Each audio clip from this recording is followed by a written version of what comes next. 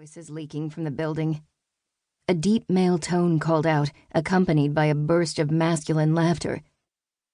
A higher-pitched female voice answered, sharp, with cutting amusement, and more laughter followed.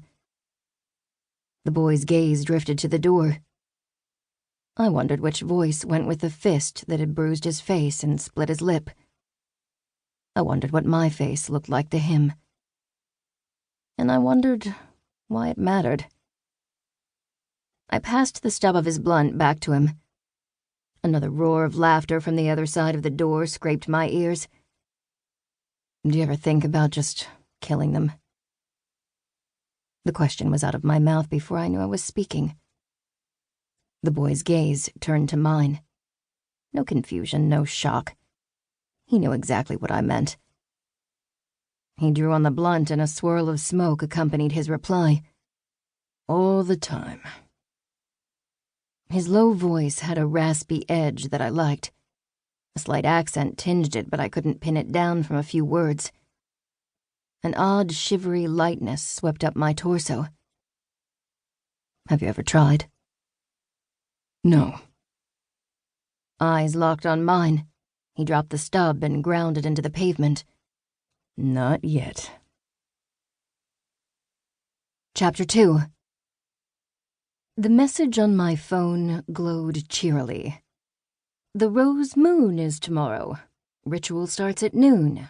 Don't be late. I reread it, knowing better than to interpret its tone as cheery. Lainey was never cheery with me. Contemptuous, often suspicious, regularly. Outright hostile at least once a month, but cheerful? Never. To be honest, I was more comfortable with contempt than cheer. Leaning back in my chair, I dropped my phone on the counter beside the microscope. The snow-white cat, lounging on the microscope's other side, cracked one blue eye open, peered at me, then closed it again. I pinched the bridge of my nose until it hurt, letting the pain clear the fog from my head.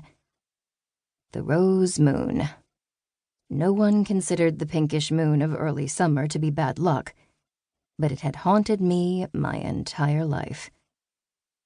I'd been born on a rose moon, and my mother had even named me after it, Saber Rose, ensuring it would haunt me forever. A hint of leafy citrus smoke teased my nose, leaking from my broken memories of a long-ago rose moon. I squinted, my eyes losing focus as I chased the dim flashes of a dark alley, cold rain and a faceless figure in a hooded jacket. As my fractured recollection disintegrated into blank nothingness, a suffocating wave of bitter, raging despair rose in its place, clogging my throat until I could scarcely breathe. My mind might be incapable of recalling that time of my life, but my heart knew what had broken me. Most days I was glad I couldn't remember. Pushing all thoughts of the past away, I positioned my face in front of the microscope's eyepiece and turned the fine focus knob. Saber! The door beside me flew open and I almost put the microscope through my eye socket. What? I snarled. Caitlin hung in the doorway, her green scrubs stained with something wet, and her mouth slack at my aggressive response. Sorry. My voice rose half an octave as I smiled. You startled me. What's up? Blinking, she recovered her wits. Oh, actually, I'm just... Dr. Lloyd's last appointment peed everywhere and cleanup took forever, and I have a thing planned tonight. I haven't had time to feed the cats, but I don't want to be late, so I was hoping, if possible... She trailed off, waiting for me to volunteer.